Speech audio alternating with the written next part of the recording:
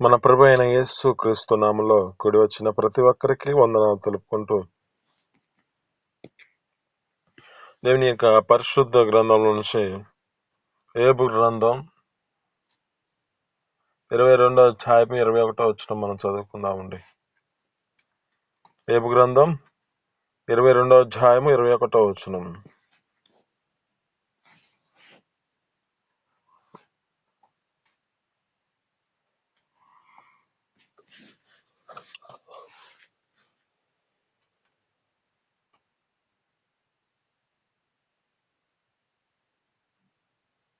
Voice వినపడుతుందండి?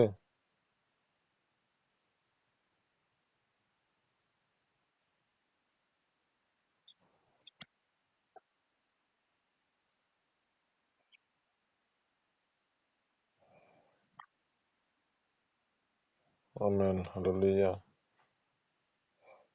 ఇక్కడ ఉన్న మాటల్లో జ్ఞాపకం చేసుకుంటే ఇంకా కింద వచనాలు కూడా చదవండి. ఇంకొచ్చనం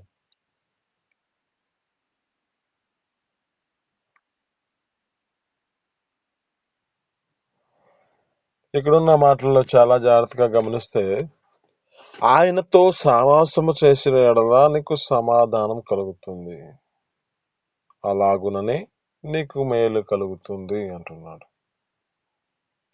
అంటే సావాసం యొక్క జీవితంలో మనిషి యొక్క స్థితి ఎలాంటి పరిస్థితిలో నడిపించబడుతూ ఉంటారు అంటే, ఒక మనిషి తమ జీవితాలలో సావాసములో తమ జీవితాలలో ఎవరితో చేస్తూ ఉంటారు అనేది మనం జ్ఞాపకం చేసుకుంటే, మనిషి తమ జీవితాలలో తమకు ఇష్టమైన మార్గంలో తన యొక్క ఇష్టమైన వారితో సావాసం చేసేవారిగా మార్చబడుతూ ఉంటారు. ఒక తాగుబోతుని ఏ విధంగా సావాసం చేస్తూ ఉంటాడు, ఒక ప్రేమించిన వాడు ప్రేమికులుగా ఏ విధంగా నడిపించబడుతూ తమ జీవితంలో సావాసం కలిగి నడిపించబడుతూ ఉంటారు. ఒక ఏ విధమైన స్థితిలో నడిపించబడుతూ ఉంటారంటే, తమ యొక్క జీవితాలలో ఏది నడుస్తున్నారో వారితో సావాసం చేస్తూ ఉంటారు. అయితే ఇక్కడ అంటున్న మాట ఏమిటంటే, ఆయనతో నీవు సావాసం చేస్తే నీకు మేలు కలుగుతుంది, నీకు జీవితములలో నీకు నెమ్మది కలుగుతుంది. ఆయన జీవితంలో నీ యొక్క స్థితిని బట్టి నీకు ఏ స్థితిలో నడిపించబడుతున్నావో ఆ స్థితిలో నీకు ఒక విశ్రాంతిని కలిగిన దేవుడు మన దేవుడు. ఇక్కడ ఉన్న మాటలు జ్ఞాపకం చేసుకుంటే, ఆయనతో సహవాసం చేస్తే నీ జీవితంలో సమాధానం కలుగుతుంది అంటున్నాడు. మనిషి యొక్క జీవితంలో ఏ పరిస్థితిలో నడిపించబడుతూ ఉన్నాడంటే, సమాధానము లేని పరిస్థితి. మనిషి యొక్క జీవితంలో సమాధానము ఎలా లేని పరిస్థితులు అంటే, తల్లిదండ్రులకు తమ జీవితాలలో ఏ విధమైన నడిపించబడుతూ ఉంటారంటే, ఏ విధమైన స్థితిలో ఉంటారంటే, ఒకే కుటుంబంలో తమ జీవితాలను నడిపించబడుతున్నా ఆ కుటుంబంలో తమ యొక్క స్థితిని బట్టి ఏ విధమైన పరిస్థితుల్లో నడిపించబడుతూ ఉంటారంటే, తన తల్లితో తన యొక్క జీవితంలో కుమారుడు ఒక్కొక్క పరిస్థితిలో నడిపించబడలేని పరిస్థితి కనబడుతూ ఉంటుంది. సమాధానకరమైన స్థితిలో ఉండలేని పరిస్థితి.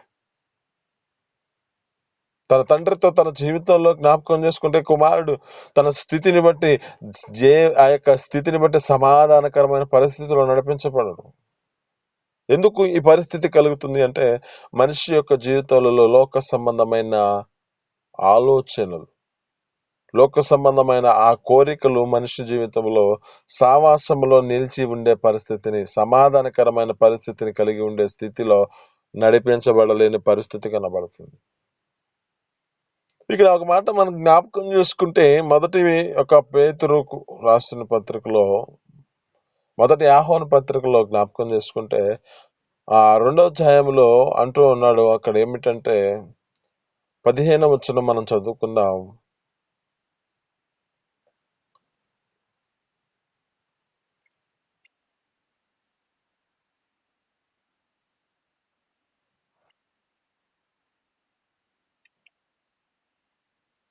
ఆమేన్. హల్లెలూయా. ఇక్కడ అంటున్న మాటలో జ్ఞాపకం చేసుకుంటే, లోకములో ఉన్న వాటిని ప్రేమించొద్దు. లోకములో ఉన్నవన్నీ ప్రేమిస్తే తమ జీవితాలు ఏ విధమైన పరిస్థితుల్లో నడిపించబడుతున్నాయంటే, ఆ తండ్రితో సావాసము, ఆ తండ్రి ప్రేమ వానిలో ఉండదు అంటున్నాడు. ఇక్కడ అంటున్న మాట ఏమిటంటే, ఆయనతో నీవు సావాసం చేయగలిగితే నీ జీవితంలో సమాధానకరమైన స్థితిని కలుగజేస్తాడు. ఆయనతో నువ్వు సావాసం చేయగలిగితే నీ జీవితంలో కావలసిన మేలులను అనుగ్రహిస్తాడు. అయితే నువ్వేం చేయబడాలంటే ఆయన యందు భయభక్తులతో నడిపించబడాలి. ఆమేన్, హల్లెలూయా. ఆయనతో నీ జీవితంలో నడిపించబడుతూ ఉంటే నీ స్థితిని బట్టి ఈ లోకములో నీ ప్రేమించకుండా, ఈ లోక సంబంధమైన వాటిని నువ్వు ప్రేమించకుండా, ఈ లోకములో ఉన్నది లోకంలో ఆ వాటిని ప్రేమించొద్దంటున్నాడు కదా. ఎవడైతే దీన్ని ప్రేమిస్తున్నాడో తండ్రి ప్రేమ వారిలో ఉండదంటున్నాడు కదా. ఈ లేఖనాలు బట్టి జ్ఞాపకం చేసుకుంటే 1 కొరింథీయులకు రాసిన పత్రికలో చివరి ఒక 16వ అధ్యాయంలో అంటాడు ఏమనంటే, ఎవడైనా ప్రభువుని ప్రేమింపకపోతే, ప్రేమింపకుండా ఉంటే తమ జీవితంలో శాపగ్రస్తుడైన వాడుగా మార్చబడుతున్నాడంట. అంటే ఆయనతో సహవాసం చేస్తే, ఆయనని ప్రేమించి ఆయన యొక్క ఆజ్ఞలను అనుసరించగలిగితే మనిషి జీవితంలో కావలసిన సమాధానకరమైన స్థితిని దేవుడు అనుగ్రహిస్తాడు.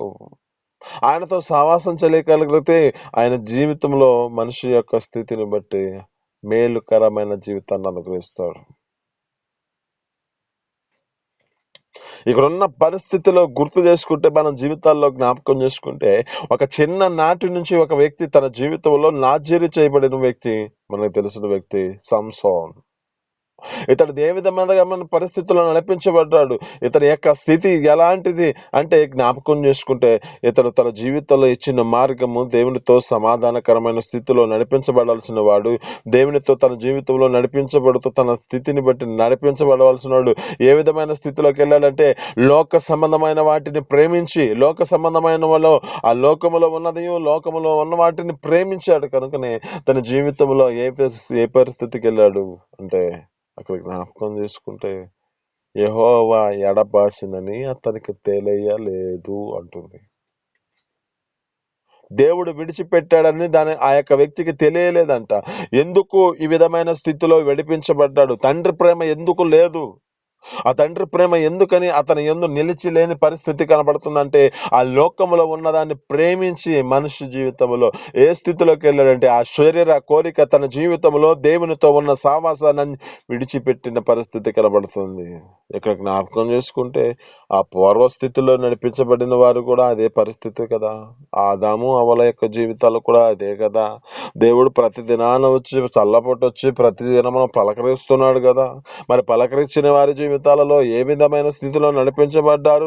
అంతకు ముందు సమాధానకరమైన పరిస్థితిలో ఉన్నవారే అతని జీవితం అదే స్థితిలో జ్ఞాపకం చేసుకుంటే, ఒక దేవుని యొక్క సన్నిధిలో ఆ మేలులతో అనుభవించి తమ జీవితాలు నడిపించబడుతున్న పరిస్థితి. మరి ఎందుకని లోకములో దాన్ని ప్రేమించి ఆ లోకములో ఉన్న వాటిని వారి యొక్క జీవితాలలో అనుసరించిన ప్రకారము తమ జీవితాలలో ఏ పరిస్థితిలోకి వెళ్ళారు? వెలివేయబడిన పరిస్థితి, శాపగ్రస్తమైన వచనాలు పొందుకునే పరిస్థితి. దినము నీతో మాట్లాడుతున్న మాట ఏమిటంటే, నీ జీవితంలో దేవునితో సావాసం చేస్తున్నావా, లేక లోక సంబంధమైన వాటితో సావాసం చేస్తున్నావా? లోక సంబంధమైన వాటితో సావాసం చేస్తే నీ జీవితంలో ఏ పరిస్థితికి వెళ్తుందంటే, లోకులు తమ జీవితాలలో ఏం చేస్తూ ఉంటారంటే, మోసకరమైన లోకము మనుషుల జీవితాల్లో నమ్మినట్లుగా నమ్మిస్తుంది. ఇది మనిషిని ముంచేస్తుంది. నీతో మాట్లాడుతున్న మాట ఏమిటంటే, లోక సంబంధమైన వాటిని ప్రేమించొద్దు, లోకములో ఉన్నదియో లోకములో ఉన్న వాటిని నువ్వు ప్రేమించొద్దు అంటున్నాడు. వాటిని ప్రేమిస్తే తండ్రి ప్రేమ నీ యొద్ద ఉండదు అంటున్నాడు. ఆ తండ్రి ప్రేమ నీ యొద్ద లేదు అంటే పరిస్థితి ఎందుకు కలుగుతుందంటే, ఈ లోకంలో ఉన్నవన్నీ ఏ విధంగా ఉన్నాయి? అందుకే అంటున్నాడు అక్కడ 16వ వచనం కూడా జ్ఞాపకం చేసుకుంటే, మొదటి ఒక యోహాను పత్రికలో 2వ అధ్యాయంలో 16వ వచనంలో అంటున్న మాట కూడా ఏమిటంటే, లోకములో ఉన్నది అంతయు శరీరాశ, నేత్రాశ, జీవపు డంబం. ఇవి మనిషిని ఏ విధమైన పరిస్థితుల్లోకి తీసుకెళ్తున్నాయో, ఈ మనిషిని ఏ విధమైన పతనానికి తీసుకెళ్తున్నాయో, మనిషి ఏ విధముగా తమ జీవితాలను ఒక శాపగ్రస్తమైన పరిస్థితుల్లోకి తీసుకెళ్తున్నాయో, మనిషిని మరణానికి తీసుకెళ్తున్న పరిస్థితి ఎందుకు కలుగుతుందంటే, వీటన్నిటిని తమ జీవితాల్లో నడిపించుకుంటున్న దాన్ని బట్టి. లోకాన్ని ప్రేమించి, లోకములో ఉన్నది శరీరాశ, లోకములో ఉన్నది నేత్రాశ, లోకములో ఉన్నదంతయు జీవపు డంబము మనిషిని పతనానికి తీసుకెళ్తున్న పరిస్థితి ఇవే. అందుకే అంటున్నాడు యాకోబు రాసిన పత్రికలో 4వ అధ్యాయంలో 4వ వచనంలో అంటున్నాడు. అక్కడ జ్ఞాపకం చేసుకుంటే చదవగలిగితే చదవండి తొందర. యాకోబు రాసిన పత్రిక 4వ అధ్యాయము 4వ వచనం.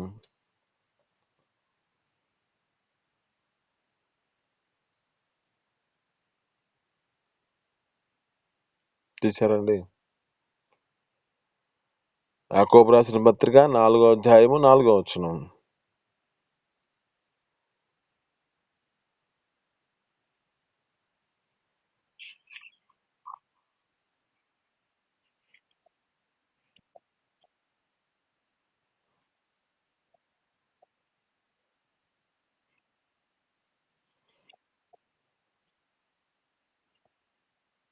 అక్కడున్న మాట జ్ఞాపకం చేసుకుంటే, వ్యభిచారులారా, ఈ లోక స్నేహము దేవునికి వైరమని తెలియదా?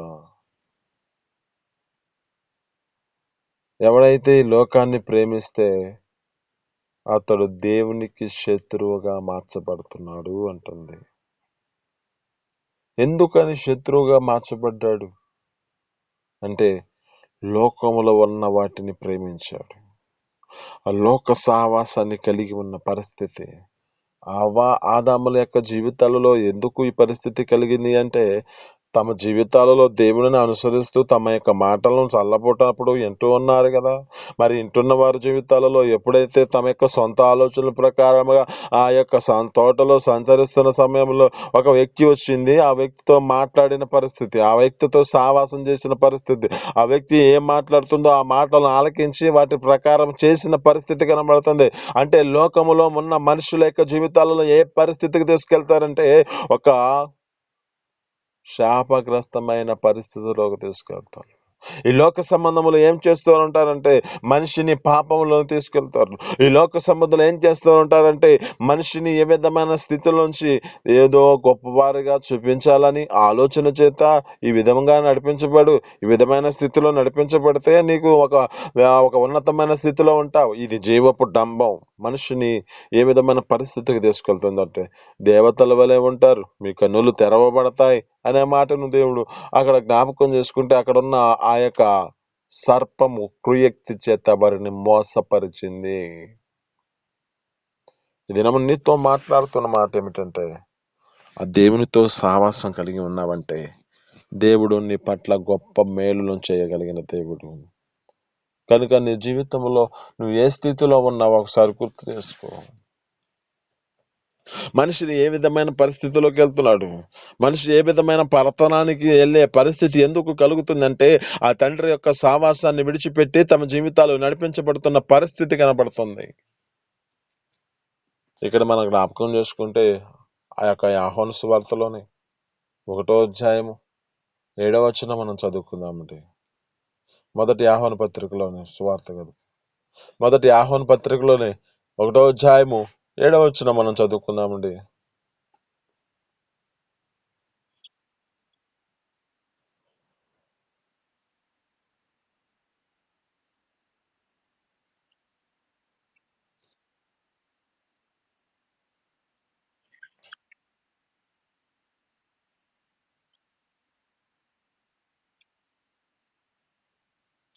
ఆమేన్, హల్లెలూయా. ఇక్కడ అంటున్న మాట జ్ఞాపకం చేసుకుంటే, ఆయన వెలుగులో నడిచిన ప్రకారము మనము ఆయన వెలుగులో నడిచిన ప్రకారము మన జీవితాల్లో జ్ఞాపకం చేసుకుంటే, మన యొక్క స్థితిని బట్టి ఆయనతో మనం సావాసం చేసిన వారిగా మార్చబడతాం.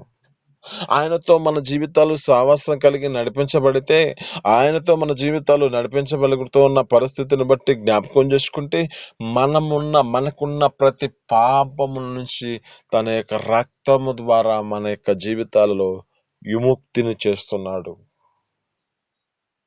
అన్యోన్య సావాసము గలవారమైతే ఆ ప్రభైన యేసుక్రీస్తు యొక్క రక్తము మన జీవితాలలో విమోచిస్తున్నాడు.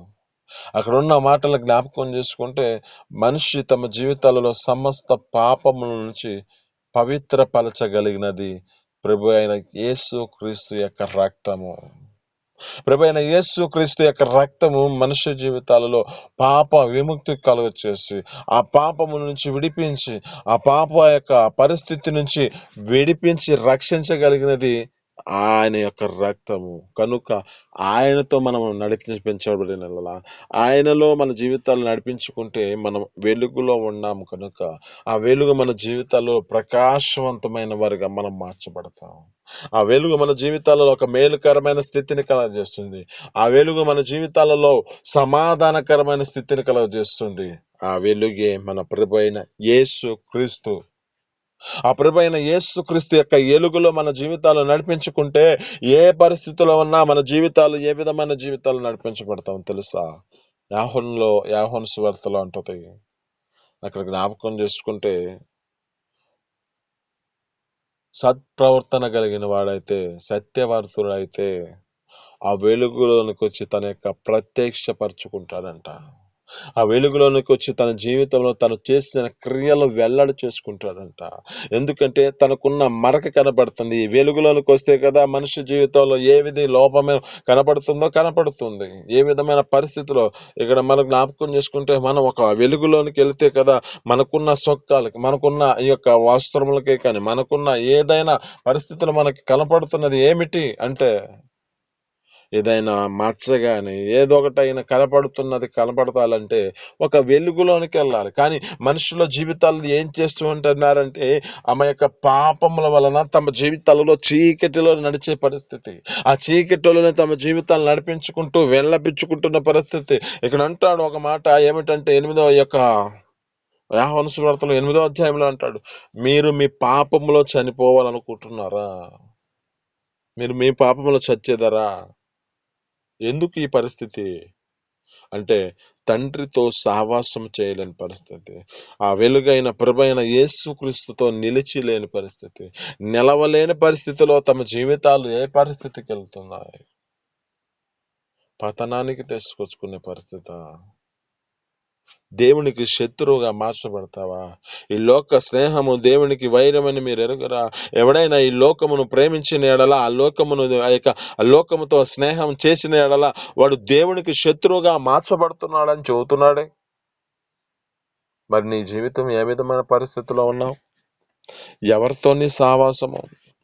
తండ్రిని కలిగిన ఆ వెలుగై ఉన్న ప్రభైన యేసుక్రీస్తుతో కలిగి నీవు నడిపించబడుతున్నావా? లోక సంబంధమైన వాటితో నువ్వు నడిపించబడుతున్నావా? వాటి మీద నువ్వు ఆధారపడితే నీ జీవితం పతనానికి తీసుకెళ్తుంది. ఒక తాగుబోతునే తయారు చేస్తూ ఉంటాడు. ఒక మనిషి తమ జీవితాలలో ఏ విధమైన పరిస్థితుల్లోకి ఉన్నారు. ఈ లోకములో ఉన్నదంతా తమ జీవితాలలో మనిషిని వ్యసనకారకుడుగా చేస్తుంది. శరీర సంబంధంగా ఆలోచన కలుగజేస్తుంది. నేత్రాశగా తమ జీవితాలు ఆశ నేర్పేస్తుంది. అది జీవపు డామములో కూడా మనిషి డాంబికంగా ఉండాలని, గొప్పగా ఉండాలని ఆలోచన కలగజేస్తుంది. ఇది దేవుడితో సావాసం చేస్తే మన జీవితాలలో తగిన సమయంలో మనల్ని హెచ్చించుకుంటాడే.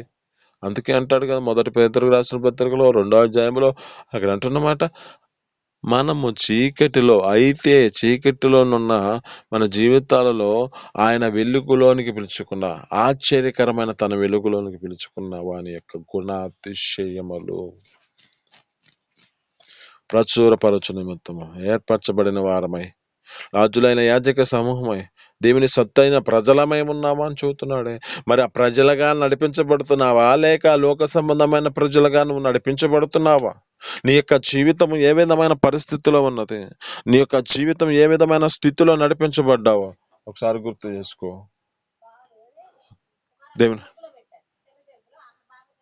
దేవుని యొక్క సన్నిధిలో మన జీవితాలు ఏ విధమైన పరిస్థితిలో ఉన్నాయి గుర్తు చేసుకుంటూ ఈ మాటలు మీ వినికులలో దీవించి ఫలించును గాక. చిన్ని ప్రార్థన. పరిశుద్ధుడ, జీవాధిపతి, ఆశ్చర్యకర, మహోన్నతురానికి స్తోత్రాలు. నీ అపారమైన ప్రేమ చేత మీ సన్నిధిలో నా తండ్రి, మీ కృప చేత నా తండ్రి, మన తండ్రి ఈ దినమున మాతో మాట్లాడిన వాటిని బట్టి నీ స్తోత్రాలు. అయ్యా, యోబు గ్రంథంలో మీరు రాసిన విధముగా నా తండ్రి, అయ్యా నీతో సహవాసం చేస్తే మా జీవితాలలో సమాధానకరమైన అయ్యా జీవితం కలిగి ఉంటుందని, అయ్యా నీతో సావాసం చేస్తే మా జీవితాలలో మేలుకరమైన పరిస్థితి ఉంటుందని మా జీవితాలు మేము కలిగి ఉండే కృపను దయచేయండి అయ్యా.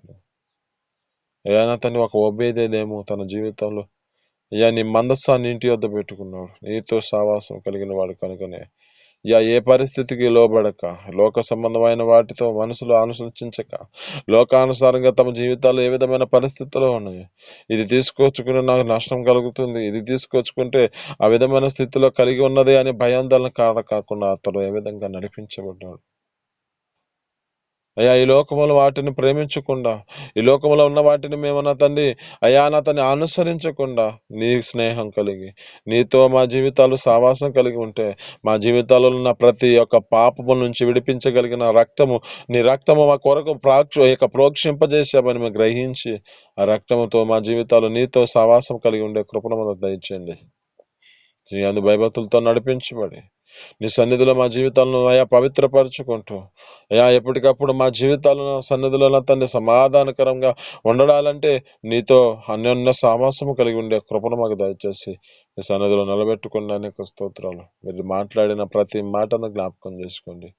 ఈ సన్నిధిలో మా జీవితాలు అతని మాటలు మేము తండ్రి మా యొక్క హృదయాల్లో నింపుకుంటూ అనేక మందిని మేము వెలిగించేవారుగా ఈ వెలుగులోనికి వచ్చి మా జీవితాలు అనేక మందిని ఈ యొక్క వెలుగులోనికి సమాధానకరంగా ఆ సావాసాన్ని కలిగి ఉండే స్థితిని కలుగ చేసే కృపను మాకు దయచేయమని, నీకే మహిమ ఘనత ప్రభావాలు తెచ్చుకోమని యేసు పరిశుద్ధం అడిగి పొందుకొని జీవిస్తున్నాం తండ్రి. ఆమేన్.